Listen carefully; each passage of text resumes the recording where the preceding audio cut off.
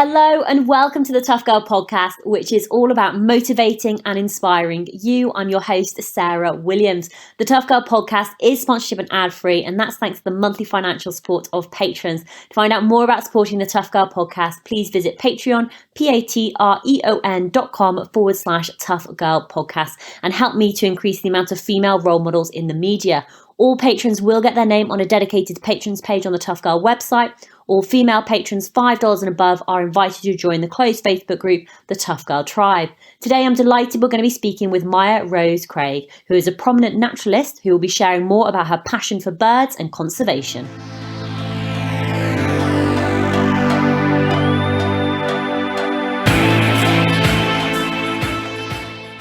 I'm Mya-Rose. I just turned 18, but I'm probably better known under the name of Bird Girl. And I do a lot of blogging and tweeting and just campaigning to do with various environmental issues. And yeah, I've been really lucky because I've got quite a big platform online now. And I talk about all the different stuff that I feel is really important, whether it's global climate justice or diversity in the nature sector. Oh, that's fantastic. And we're going to be talking about all of those different things. But I'd love to know, how did you get your nickname, Bird Girl? Where did that come from?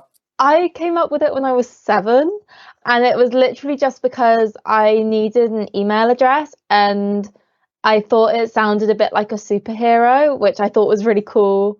And I thought it was really, really fun sounding. And then years later, when I set up my blog, I put my email address in. One of the suggested names was just Bird Girl for the blog, and I was like, actually, that's really cool, and it has stuck ever since. Yeah. Oh no, I love it. I think it's amazing because you do have a passion for birding, and I'd love to know more about where did that passion come from? Both my parents and my older sister are really into bird watching and the environment and twitching and all that type of thing. So they've been taking me out literally since I was a baby, into the outdoors, and I grew up birding, and it's always been something that's been a really important part of my life. And I still love it all these years later, and I can't really imagine myself not birding for any reason in the future. So I think it's going to carry on forever, really. So there was a term there that you mentioned which I'm not familiar with, which is twitcher. What does that mean? So twitching is basically when you get news that a really rare bird has turned up somewhere, like one that you maybe have never seen before in the UK. And quite often they've flown in because of big storms, and they didn't really even mean to turn up there.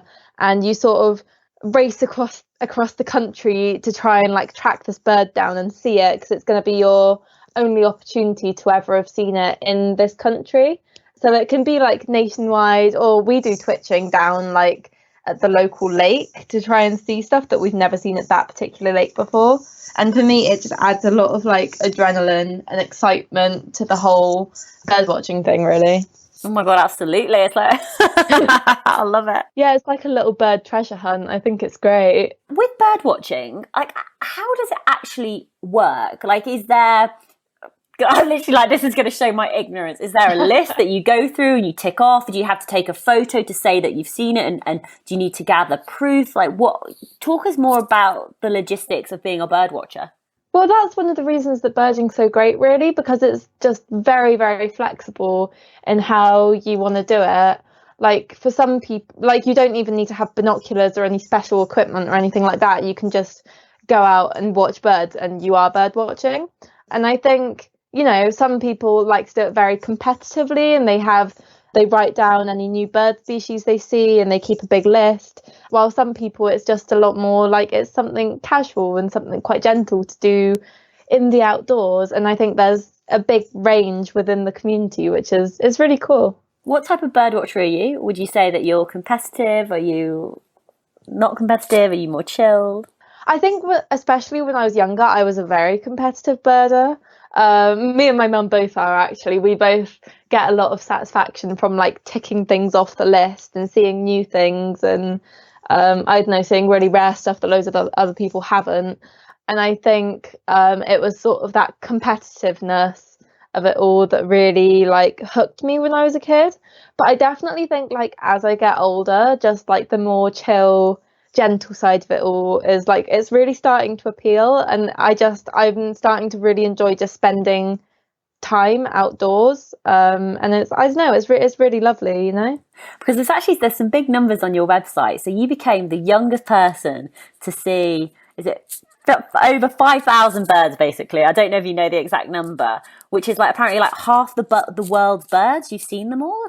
Yeah, that was so exciting when that happened. It was a slightly weird one in that we knew it was going to happen for quite a long time before it did. So it was like just waiting and waiting until we got up to that number. But it was amazing. Where are some of the places that you've been with your family to go bird watching, or some of your favourite places to go? Well, I'm really lucky because my family's been like I said, my family's been taking me out since I was a kid, but my family's also quite into like world birding, which is basically traveling and bird watching at the same time. So I've been traveling a lot more than your average kid would have done, and I've actually been to like all 7 continents and stuff, which is just feel very lucky for it all. It's really amazing. And so I've traveled all over the world and stuff, but we also do a lot of birding in the UK. And I think one of my favourite places will always be the Isles of Scilly down in Cornwall, just because it's somewhere I spent like so much of my childhood like running all over the islands to try and see whatever new bird had popped up. And it was just, I don't know, it's somewhere that'll always be really special to me, you know? Yeah. And I don't even know if this is possible to answer this question, but do you have a favourite bird, or does it sort of ebb and flow? I do actually, yeah. Or I have a few. I haven't quite managed to narrow it down to one. But in the world, my favourite birds that I've seen have either got to be the southern cassowary, which is this like massive 6-foot tall bird that you get in Australia that like I think it looks like a dinosaur, and it's got these like massive talons that could slice you up, and it's just a really fantastic bird. Very exciting to see when it's about 2 foot taller than you. And my other favourite bird is probably the harpy eagle, which I saw last summer, and it's something I'd been trying to see for about 10 years at that point. And it's the biggest eagle in the world. It's like massive, and it's also absolutely gorgeous. And I was so excited when I managed to catch up with it. Where did you see that bird, the eagle? That was in Brazil, actually. You get it a lot in like places in the Amazon in South America. But a lot of the time it's quite hard because they don't really spend a lot of their time like really out in the open, and they're quite rare these days as well. I'd love to know, are there female role models in birding of who you look up to? To be honest, especially in the UK, there are not that well. I mean, it's changing quite a lot, but especially when I was younger, there weren't many female birders like at all. Although, like, you know, this new generation of people has a lot of female birders in it, which is really nice. But I guess, like, in general, someone who I think is really amazing is this really famous world birder called Phoebe Schnetzinger, who she saw like a ridiculous amount of birds, and she started really late. Like, I think she started after she retired, and she just spent all her time traveling around the world seeing as many birds as possible. And she was a really cool lady. Oh, she sounds awesome. Do you have a dream to continue on doing birding as sort of a career, or go on to do further study with it? What's the goal? Well, this always surprises people a bit, but I'm not actually very like scientific minded, in that like biology was never my best subject or anything. And I think for me, I like birding in a very non-scientific way, if that makes sense. Like, it's very just like relaxing and spending time outside and just looking at things. So I actually want to go study politics and international relations at uni, which completely unrelated. But I think definitely I'm going to carry on bird watching and going out into nature as I get older. And if I could find a job that in some way let me continue to spend time in the outdoors, that would be fantastic. Yeah, absolutely. But I think actually going into politics and international relations will be fascinating, because you're an activist, you're an environmentalist, you do a huge amount in the birding space, as well as being campaigning for race, being a prominent UK race campaigner. And I'd love to hear more about your passion for the environment and conservation and what you've been doing in that space. Yeah, so I've been doing campaigning in terms of diversity in, the countryside and the nature sectors for about 5 years now. So I started when I was 13. And I think the reason I got into it all was obviously, like, I'm half Bangladeshi, and growing up, I pretty much never saw anyone that looked like me except my mum and my sister going out into the countryside. And I thought that was a real shame, and I couldn't really understand why. So I set up this organisation called Black to Nature that's all about trying to create this change. And half the work we do is running this grassroots project out in Somerset that's all about giving ethnic minority kids from inner city Bristol the opportunity to come out into the countryside for a weekend and really like experience and engage with nature for the first time. And I love doing their camps. They're always really special, and we do them with teenagers and primary age kids, and it's always really sweet. But the other side of the work we do is it's campaigning basically, and working with all these different organizations to try and encourage them to carry on trying to change things, or even make them acknowledge the issue in the first place, which is what we were doing for a really long time. And we've run a few conferences now called Race Equality in Nature. And yeah, I don't know, it's been really hard work actually. It's a bit of an issue that people didn't want to really talk about or acknowledge. But I think things are slowly starting to change, which is really nice, really gratifying. I love the organisation that you created when you were 14, Black to Nature. Tell us more about the nature camps, because that must have just been amazing to give more children the opportunity to see wildlife and spend time in nature. The nature camps were a weird one because we set it up. We started doing the camps before we set up the organisation, and originally I just wanted to spend like a weekend down on the Somerset levels, spending time with other kids that were also really into nature. But once I started like thinking about the whole race issue and the lack of diversity, I did a bit of a 180, and I was trying to get ethnic minority kids to come on this camp, even though it was like really last minute. We managed it. We got some kids in the end, and it was really like, well, when they first turned up, not gonna lie, they did not want to be there. Like, I think their mums had all made them come, and it was like a nice weekend sending them away somewhere else. And it was really like, oh my God, what have we done? They're going to have a terrible time, and therefore we're going to have a terrible time. But, we were working hard, just chatting and interacting with these kids and taking them out. And, by the end of the weekend, every single one of them had engaged with nature in some shape or form. And it was so special that these kids that hadn't even wanted to be there at the start of the weekend had loosened up and really, really enjoyed themselves. And so we do these camps every summer now. It's just one night with the primary school kids because it's all quite intense for them. They've never done anything like it before. And last year we ended up running 4 camps in the end, which was amazing.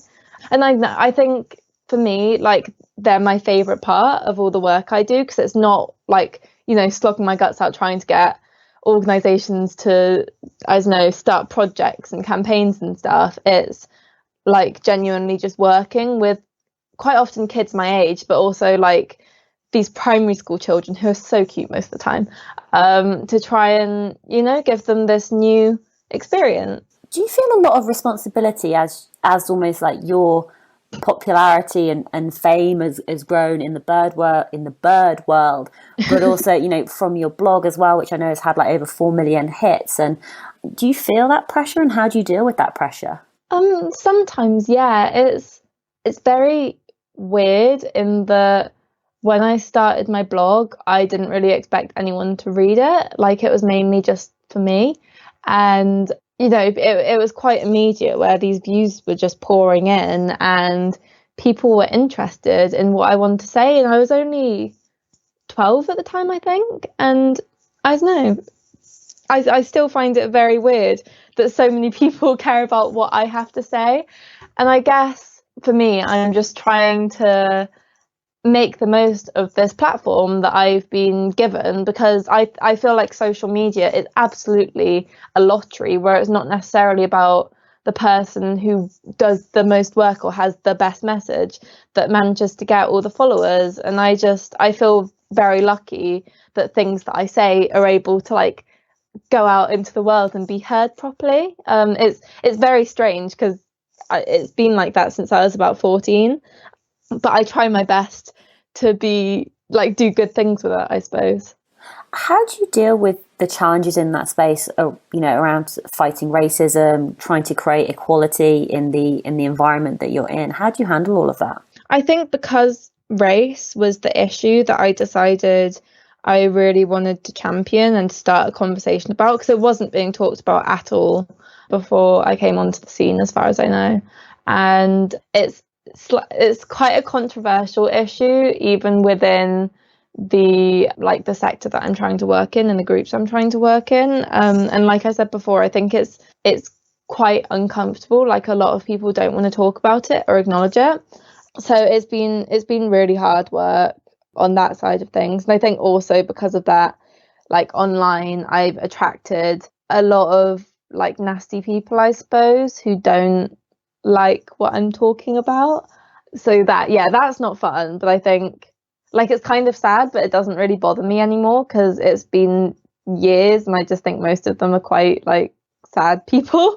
I don't know, it's of all the things that I could have picked to talk about, I think I gave myself a very hard and a very long-term job.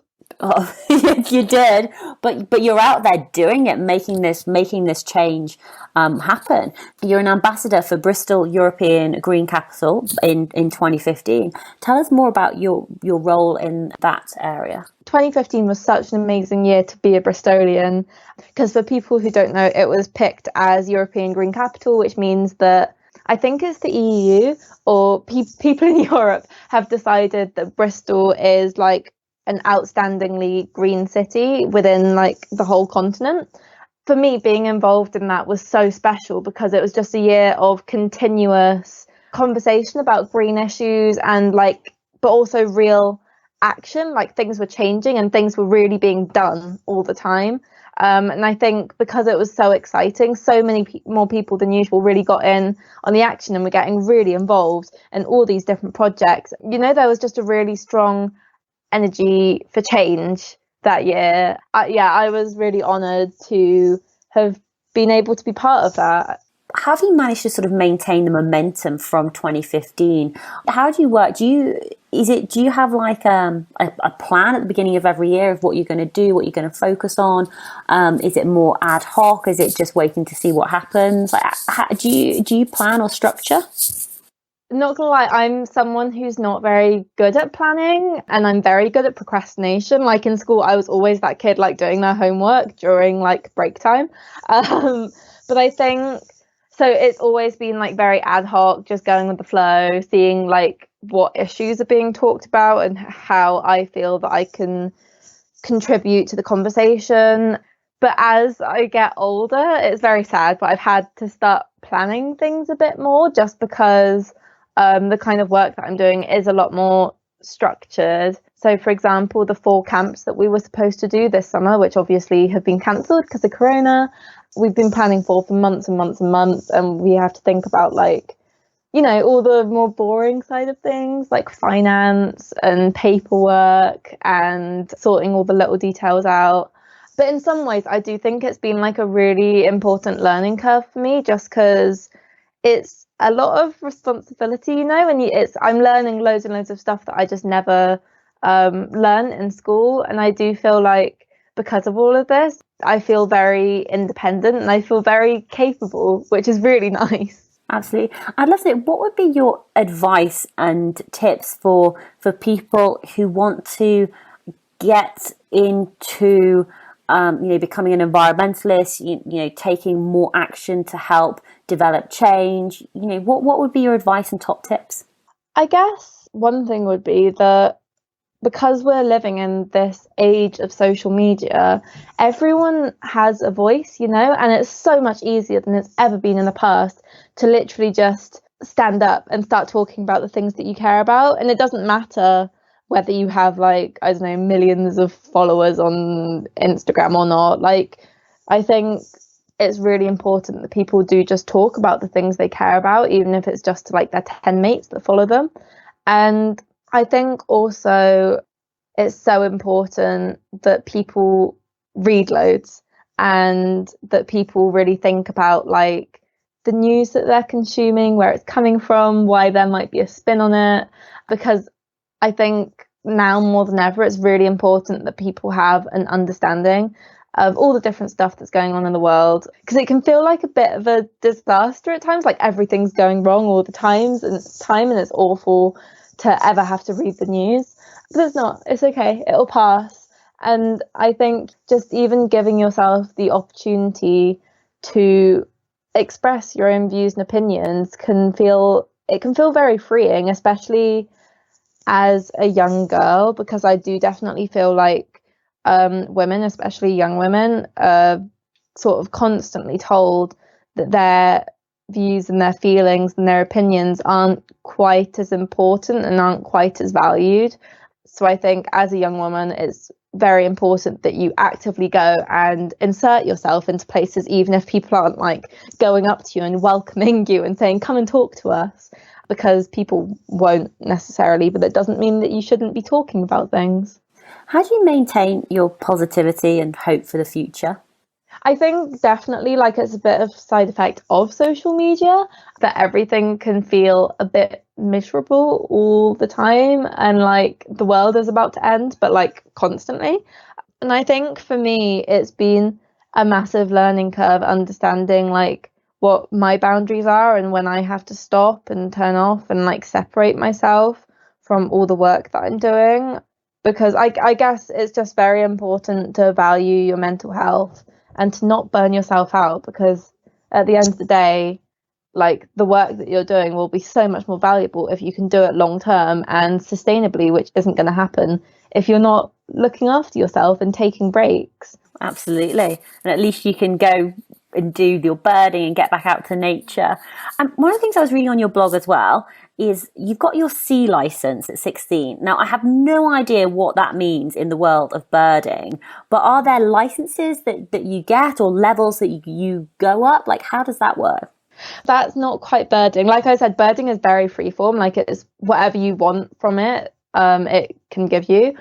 But that is in reference to ringing, or I think it's called banding in the US as well. But it's basically like this scientific process, the scientific study where you catch birds, wild birds, and you take different like measurements on them, like how much fat they have, how much muscle they have.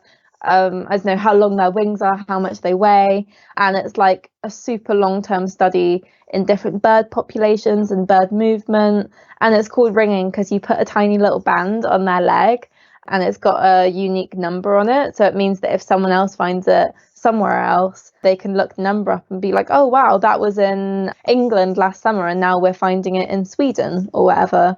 And from that we learn a lot about birds. But because you're handling wild animals, and you're like extracting them from nets and stuff like that and making sure that they're completely okay, you have to get a license. And yeah, so that's what having a C license means. It means I've got the basic license in terms of ringing, so I can go and do it by myself and the birds that I handle will be okay. That's so awesome. I love that. Yeah, I love doing it so much. It's so fun. Like I love just being able to hold wild animals in your hands. It's such an amazing experience. Is the UK a good place for bird watching? I think it definitely is. And I think even like native UK species and stuff are a lot more exciting than a lot of people think, because even though they might not be as flashy as maybe some exotic tropical birds, they're still very special and a lot of them are very interesting. And I think also there's a lot more diversity within bird species that people realise if you go looking.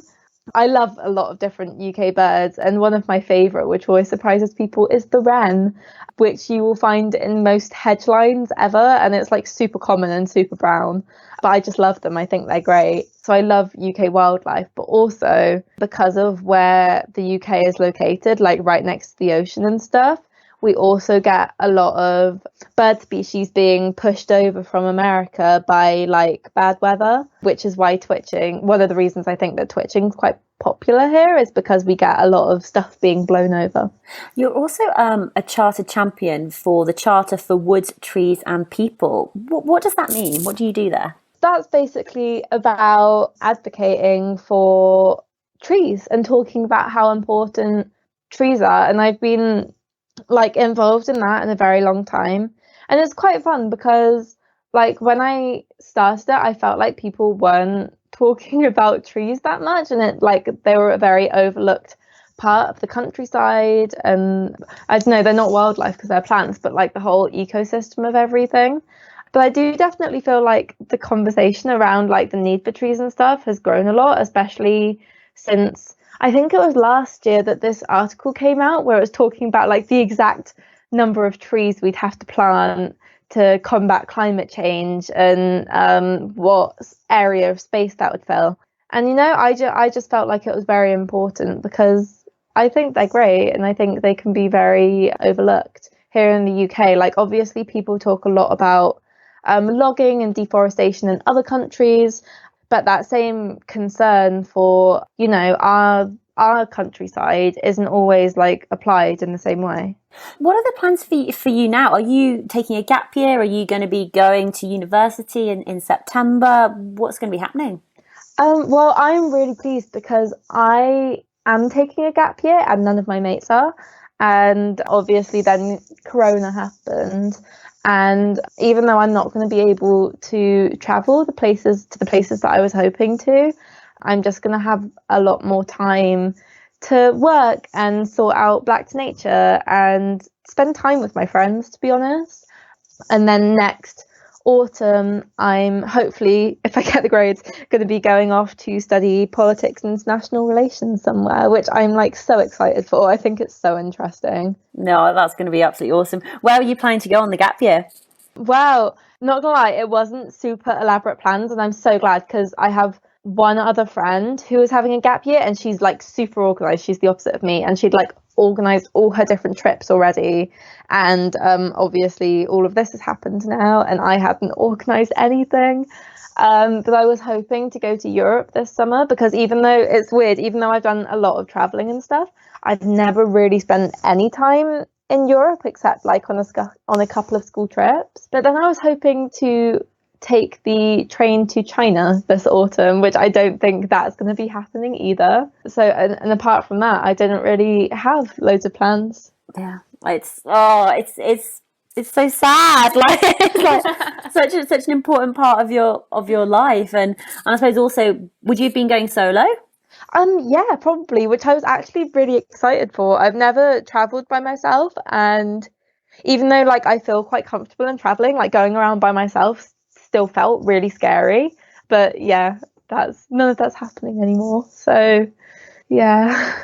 Let's talk about your campaigning journey that you've been on and how it's sort of evolved over the past 5 years and how maybe you've grown and developed as a person during that time. At the start of this all, just when I was starting my blog and stuff, I was a lot more quiet. I'm not sure if my teachers would agree with me and stuff, but I feel like I wasn't very prepared to get in any arguments or debates in class or assert my views or just be very confident in any way, really. And I think it's a thing that a lot of young girls do, where you just sort of shrink and try to take up as little space as possible.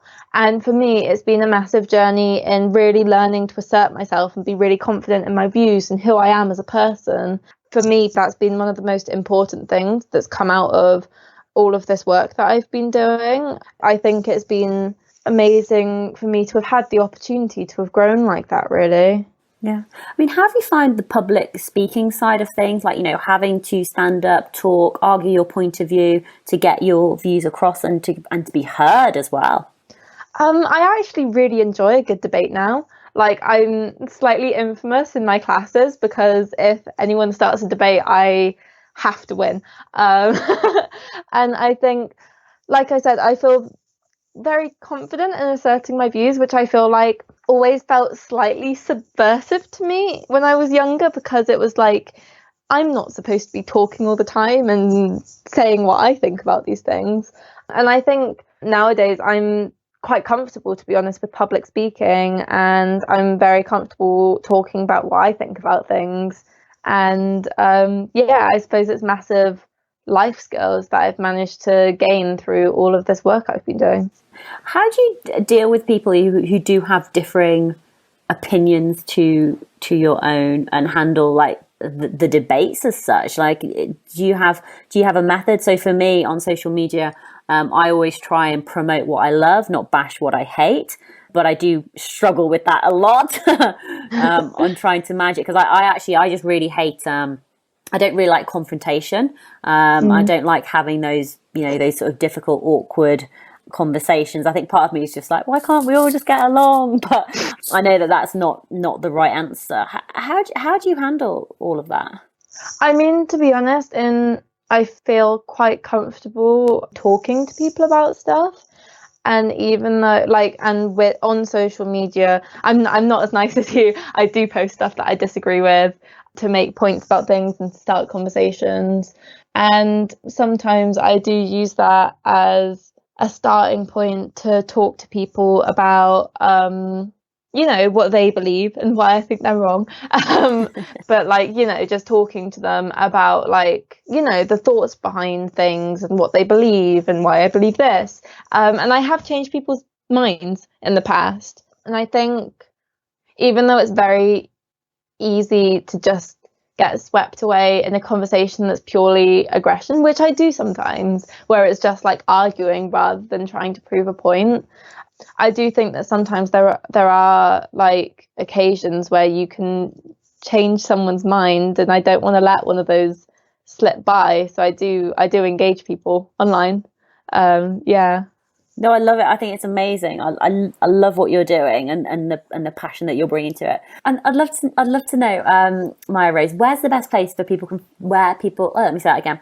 MyaRose, I'd love to know, where's the best place that people can find more information out about you and follow you online and follow your journey? The best place to follow me is probably just Twitter, which my username is BirdGirlUK. But if you want to read some longer stuff by me, you can also check out my blog, which is just called Bird Girl. And there's a lot of information about Black to Nature and all my campaigning stuff and a few articles that I've written. MyaRose, just maybe share final words of wisdom, final words of advice to motivate and inspire other women and girls out there to follow their passions and to follow their interests. What would you say? I think I'd just say that your opinions are valid and your voice is valid, and even if there are people that want to make you feel small or belittled, it's so important that people carry on starting conversations and carry on adding their voices to the mix, because I feel like this world would be a lot blander and all these different debates would be a lot blander if all these amazing young women and girls online weren't adding their voices and their opinions to the mix. Absolutely, totally agree. And MyaRose, thank you so much for coming on the Tough Girl podcast to share more about your passions and your interests. It's been absolutely inspiring, and I know that you will be a force for good with all of the work that you are doing. Thank you so much. Thank you so much for having me on. This has been great.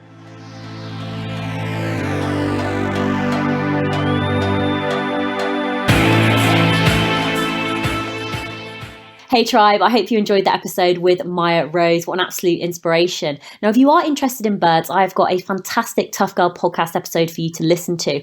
Take a listen to Sasha Dent. She's also known as the human swan. So I spoke with Sasha on May 8th, 2018. So let me just tell you a little bit more about Sasha and what she's done. So Sasha is an Australian-born conservationist, adventurer and motivational speaker. She works for the Wildfowl and Wetland Trust in the UK. And one of the things that she noticed was that over the past 20 years, Berwick swan numbers have nearly halved, with there just being 20,000 remaining in the wild. But experts were unsure what's causing the population crash. So Sasha had this idea to investigate the problem. And after 18 months of planning, she decided to follow their entire 77,000 kilometre migration route from Arctic Russia to the UK. But how she did this was with a paramotor. So basically, essentially hanging from a paraglider with a propeller on her back. So during that podcast episode, episode, Sasha shares more about her life as being the human swan, her early years growing up, her passions for the environment and conservation, and shares more about this incredible journey from Arctic Russia to the UK. So I'd highly recommend you listen to that episode, and that is Sasha Dench. If you are brand new to the Tough Girl podcast, then please do go and visit toughgirlchallenges.com. We've got over 300 interviews with incredible women all around the world doing these amazing challenges, and they come on the podcast and share more about their journey, what they've learned. They give you top tips and advice to help motivate and inspire you with your own personal adventures and challenges. If you are enjoying the Tough Girl podcast and you've been motivated, inspired, I'd love for you to pay it forward. Tell one friend about the Tough Girl podcast. That would be amazing. Or share it on social media, because like MyaRose says, you do have a voice, you do have influence. So shout about the Tough Girl podcast from the rooftops on your social media. That would be absolutely amazing. But wherever you are, whatever you're doing, have an awesome day. Give it your all, give it 110%, get after it, and don't forget to subscribe to the Tough Girl podcast. All right, take care, and I'll speak to you soon. Bye.